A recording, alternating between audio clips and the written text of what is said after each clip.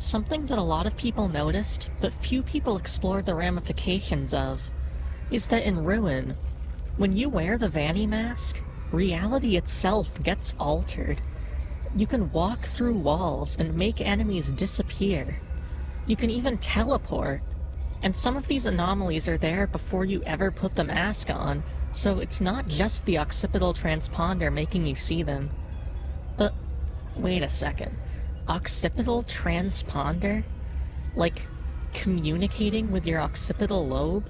How does that work? Well, as we see in both Help Wanted and Ruin, the Mimic is able to transfer himself into human hosts. But we also see in Special Delivery and Security Breach that the Mimic is able to transfer himself into animatronics. We get a very long, drawn-out explanation of this in the Tales from the Pizzaplex story, The Monty Within. But the gist of it is that some technology is able to sync up with human brain signals and communicate with them, and eventually even influence and overwrite them. Now, where have I heard of technology being able to do something like that before? Oh yeah, that's literally Wi-Fi. So either Cassie, Vanessa, and Kane from The Monty Within are all robots, or something bigger is going on here. It's almost like everyone is a robot, or a piece of technology, or a program. Yes, I am actually about to suggest that Five Nights at Freddy's takes place in a digital simulation. You want to know another thing people don't like to explore the ramifications of? FNAF World. I don't blame them.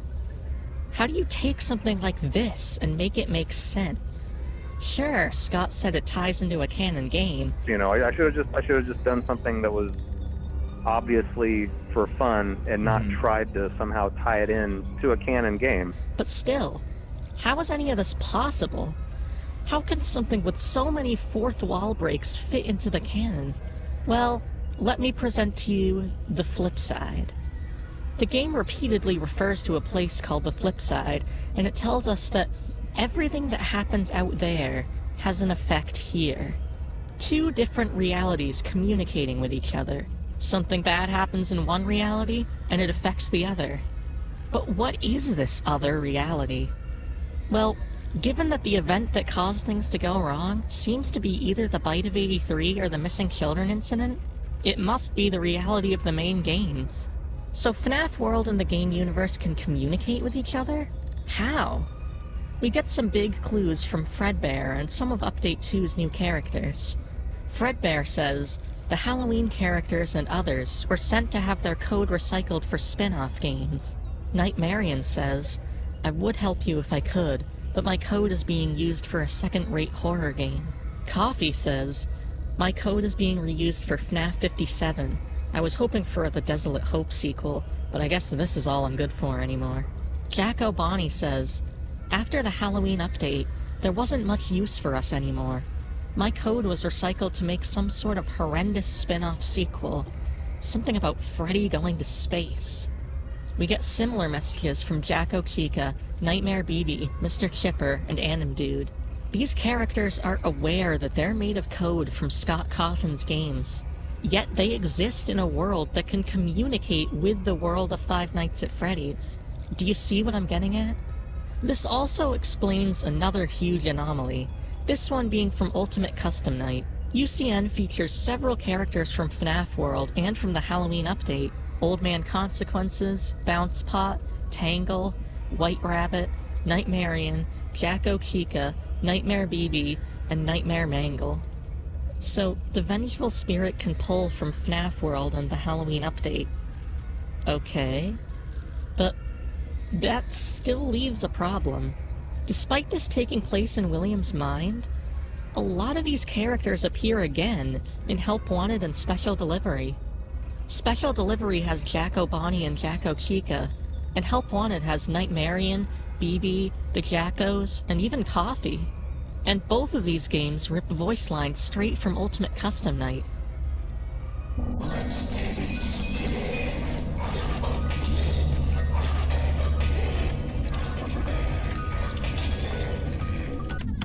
to see the scooping room?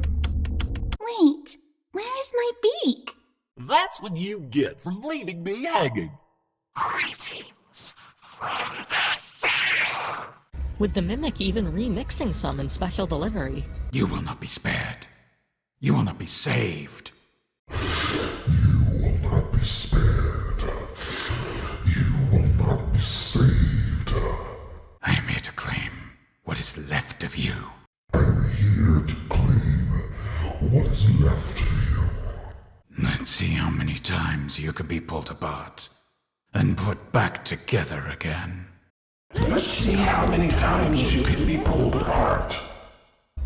So, how does the Mimic know about events of a game that took place solely in William Afton's mind?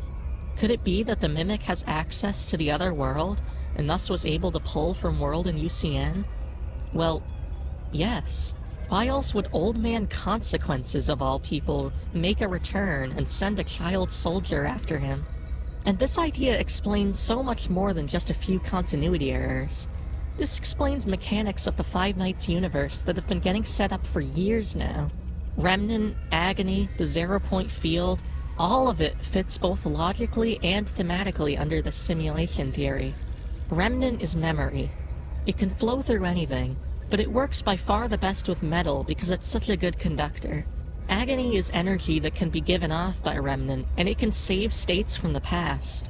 The best example we have of this is the quote-unquote time-traveling ball pit, which lets people revisit copies of the past like a save state.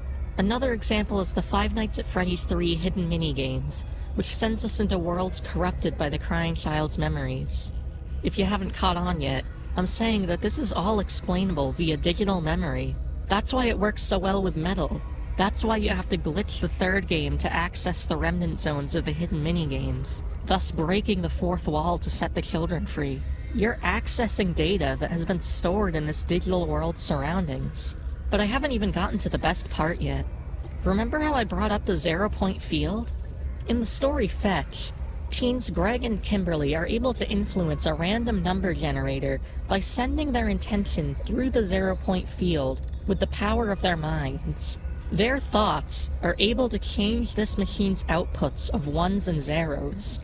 Their brains are compatible with binary code, and according to the story, this is true of every single person in the universe.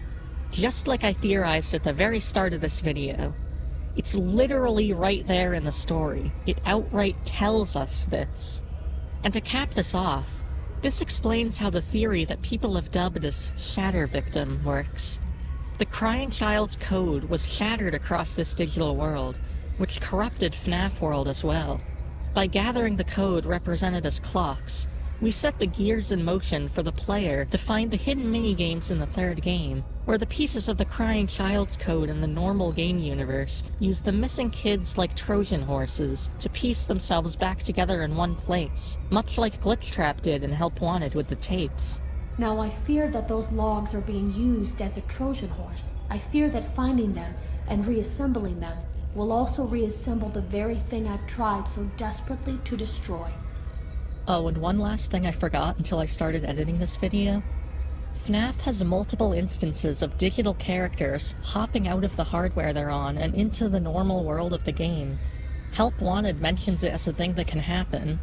You acknowledge that Fazbear Entertainment is not responsible for accidental digital consciousness transference, real-world manifestations of digital characters, nightmares, night terrors, night sweats.